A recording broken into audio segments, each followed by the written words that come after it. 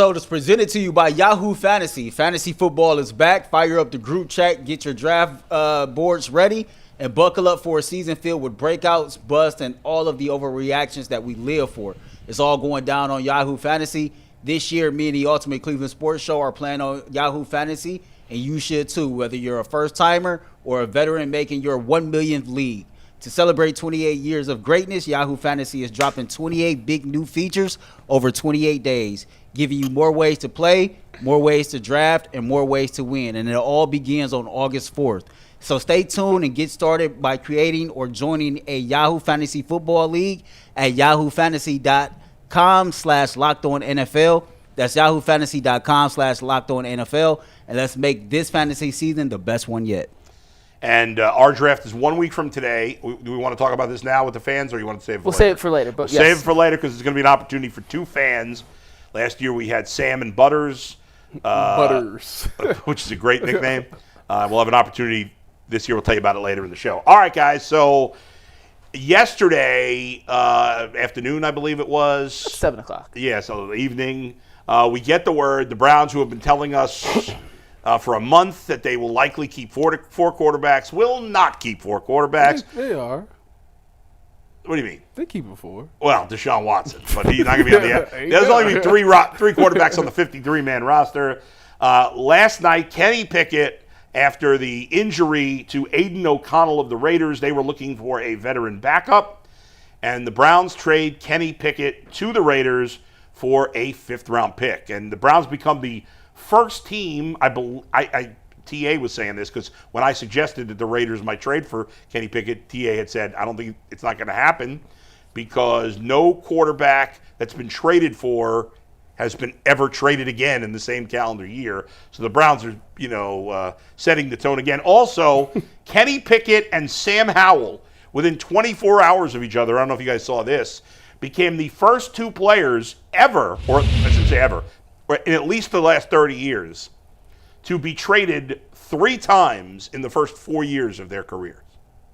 At least they was traded. I was cut 9 times in 4 years. Well, that's not uncommon. Well, a lot of players, unfortunately, have been cut that many times. But traded 3 times in 4 years. Your reaction time to start us off. Kenny Pickett. I was shocked that they was able to pull this off. I was calling they bluff the whole time about nobody's trading you for a prospect that they haven't even seen since last year.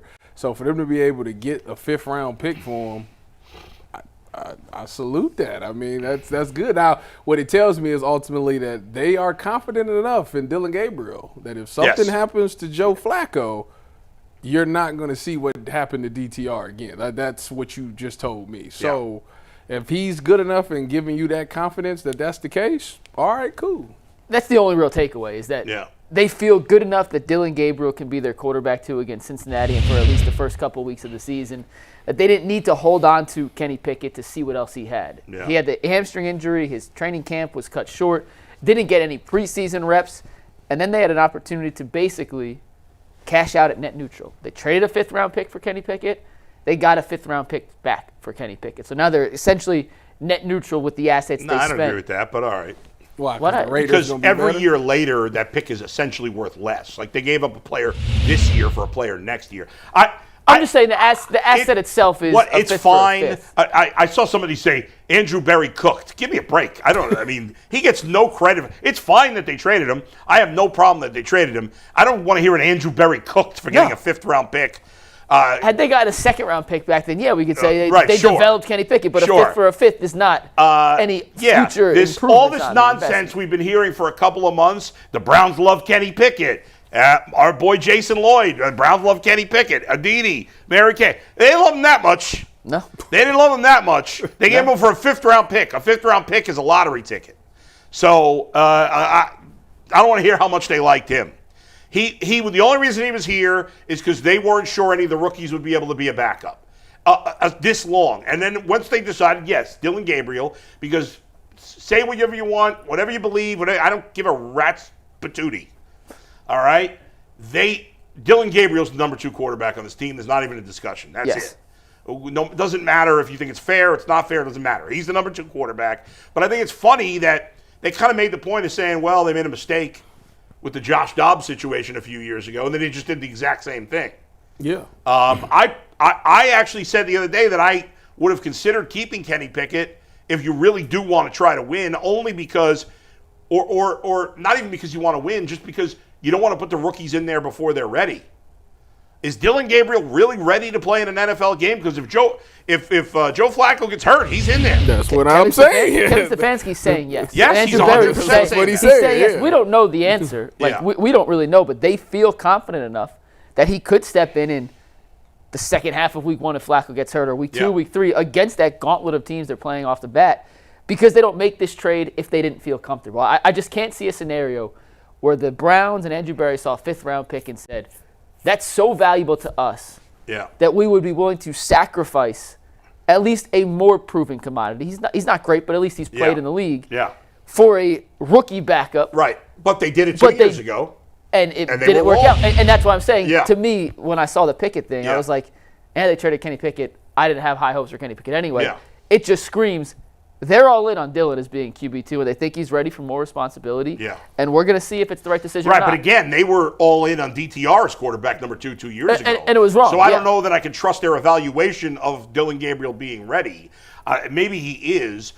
The overreaction, I got to say, including you, Mike, to Dillon Gabriel's performance in a preseason game is I gave him a B+. First of all, we shouldn't be giving grades on preseason performances.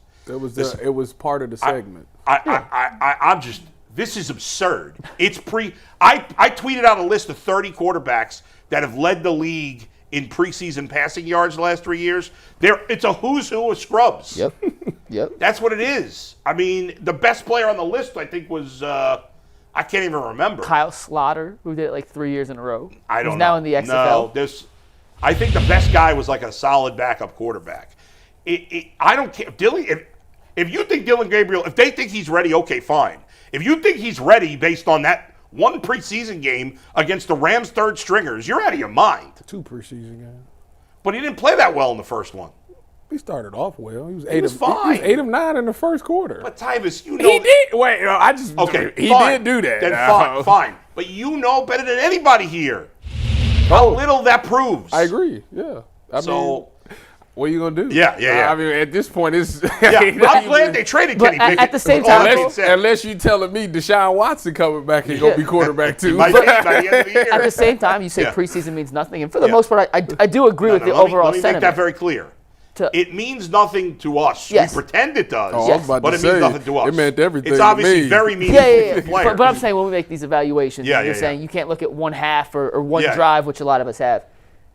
It's still more to go off of than what we saw from Kenny Pickett in preseason, who gave us nothing. And then if we're evaluating Kenny Pickett off the actual track record. Yeah, but Kenny Pickett's played in NFL games. And I didn't think he was that good, which is why if the Browns felt, we kind of know what we have in Kenny because we've seen him start 2 full seasons for the Steelers. And we know what we've seen in practice and training camp and in these preseason games from Dillon Gabriel. And we think it's right there, if not in favor of the rookie. I understand why they trade him again. I don't care that they traded Kenny Pickett. I'm just saying I'm far from convinced that Dillon Gabriel's ready to play in an NFL game. Well, I agree with that part. Well, you won't know until we see him. Right, until we see it. And he might be. You know, and the only thing you could go off of, like I say, it's not about the plays or anything. Yeah. It's does he get the ball? Does he process things? Does he look at the defense? Does he know where to go with the ball? Okay, that should translate. Is he panicking? Yeah, is he all that? That should translate because that's as far as who you throwing it to and if they gonna make the play, like that changes. Right, sure, yes. Because if they going up against the ones that probably might, the coverage is tighter, the windows are smaller, like those things. But from a pure operations standpoint, he looks like he can handle that part, which is all you can really go off of. Right. That's if you don't have that, you can't play. Yeah. Yes. Right. You know. And maybe that's the biggest. Maybe that's what they feel about Jador Sanders right now. I don't necessarily think that's the case. He didn't have any operational things. I mean, this whole running back, which that's been a big thing that's college, the thing. That's different than what Tyvus is saying. I'm talking about. I'm talking about. Tyvus say in the huddle, getting the player right, making sure he understands what the pre-snap read is, as opposed to once the play starts. Yeah, I got you. All the pre-snap stuff. Yes. Okay. Which is what we've heard the Browns rave about with Dillon Gabriel since the day they drafted him. Right. The whole supercomputer term was the bottom cool line for is that. you drafted 2 quarterbacks. We've got to see them play at some point this season. Well, not if one is really good. Well, if Dillon Gabriel gets his opportunity at some point, because he's going to get the first opportunity if he's assuming he's healthy, and he runs with it, then why would you? I wouldn't play. I wouldn't play Shedeur either. If Dillon Gabriel plays really well, I wouldn't play Shedeur. Of course not. Shedeur is going to have to really show that he's grown up when he's doing scout team.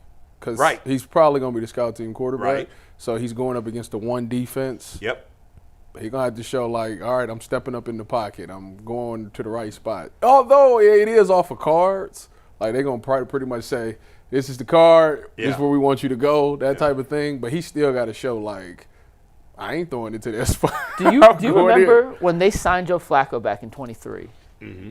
And I remember Jason Lloyd, who was sitting in this exact chair, told us that after 2 practices with the Browns, and this is when they were going through that whole quarterback roller coaster of no stability whatsoever, he came in and said, I talked to 2 guys on the team who said Joe killed us in practice. And that's how they knew Joe. Do you remember that story? I don't. Well, I promise you what happened. But he was like, Joe Flacco killed us in practice. He absolutely torched our first-team defense. And then it was like, all right, when Joe got his opportunity, we all had our limited expectations because he frankly hasn't been that good in the NFL. Yeah, for a decade. Since 2018, it was 2023 at the time. And then he came in and stepped and looked like the quarterback the Browns had been looking for a while, led him to the playoffs. We all know how it ended. But I do think Shedeur, if he's on the practice squad, or not practice squad, but running scout team in that situation, I think you still can make an impression on your teammates, even if you're not necessarily getting those reps with the ones. The one defense would definitely notice. Yeah. Like if you threaten it, that's how I knew JT would be good at Ohio State. Right. We was playing Clemson in the Orange Bowl. We got off the plane and had to go to practice. JT went. I promise you, he went like 16 for 17 with like 3 touchdowns on our starting defense. I said, he good. So Shedeur doing stuff like that. I mean, everybody on the starting D gonna be like, y'all see that? They'll notice. And listen, with the Browns' history, odds are he'll get a chance to play at some point this season. Yeah. The Browns have had at least 3 quarterbacks play almost every year in their recent history. There's been very few exceptions to that. I have a question. This might be a dumb question. If it is, please tell me. As far as developmental progress goes for a quarterback, are you in a better spot as the second quarterback where you're only getting like 10% of the snaps during the week because the starter's getting so many, as opposed to being the scout team quarterback where you're actually probably getting more overall reps? I think that when you look at it from that standpoint, you're building chemistry and you're in the game plan. You have to know the game plan and stuff like that. So I think that that's more valuable to opposed to them saying, don't worry about our playbook. Look at this card. Go learn there. Do this. Okay. We want you to throw the ball here. So maybe more reps but less valuable reps. Yeah. Okay. You get more reps going up against the ones, but it's not your stuff. It's not Kevin's. It's not what translates over on the side. Yeah. Okay. Right. And you're probably not interacting with the coach as much in that situation, are you? Well, it's not like it's this. They don't do it like college do. See, college is 2 separate fields. Everybody is still there. Yeah, I got you. All right, so I don't think anybody's against the trade, right? I mean, It's like we understand the situation. The Browns are going to be probably not great. I know you think they'll be okay. Joe Thomas, 8, 9, 9, and 8. Oh, come on. Joe's a little biased. I mean, we love Joe, but 8, 9. Joe doesn't believe that. I'm back. 8, There's 9. No chance Joe. Quinshawn Sign, I'm going back to 8, 9. Right now, I'm going to say 7 and 10. Quinshawn Signs, 8, 9. We back. I don't understand. Where are these wins coming from? What is the strength of this team besides maybe the defensive line? The strength of this team is that they were so horrible last year, and they only lost games by 7 or less. Like most NFL 6 games, of them. I hear you, but most NFL games are close. I just feel like if they were as bad, that's the worst we've seen since 1-31. It's as bad as it's been, and they still was in games like that. Yeah. They tweak a couple things. All right. By the way, go ahead, Earl. I got a question for you, maybe for everybody on the panel, just to stir the pot a little bit, because you said you still don't believe that Dillon Gabriel is ready to start an NFL game. No, I'm just saying I question it. I don't know. Fair. I mean, I'm not around the team enough to know that. So the question is, what is more likely? Kenny Pickett was traded because the Browns have faith that if Dillon Gabriel was needed to step in right away, he could do so?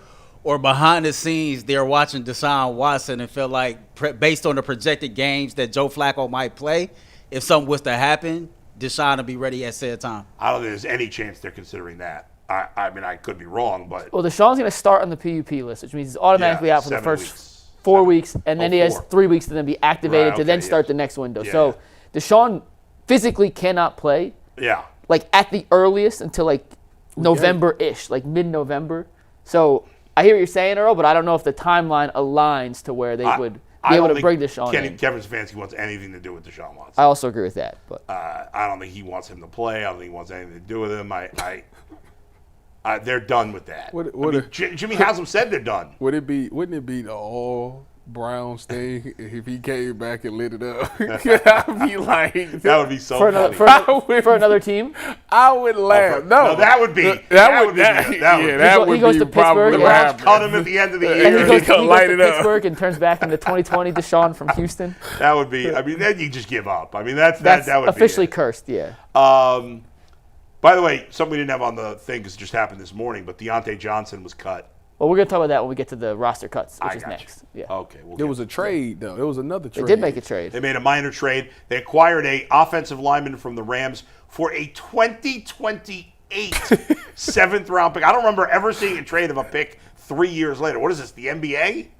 Basically. I mean, it tells you the Rams were going to cut him. Did you see the clip that I sent to the chat of him going up against JTS? I didn't get a chance to watch it. Oh, man, he drove good block. He drove him off. I know you don't like PFF, but you like PFF more than Jay, and for some positions I think it has more value.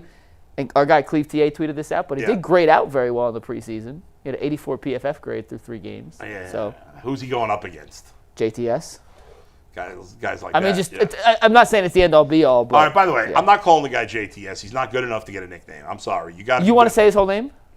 No, that's true. And I only say it because what is it? Joe Tryon Shoika? Joe Tyron Shoinka. And we were saying DTR and he stinks. So DTR is he out of football? Will he get a job? Yeah, the XFL.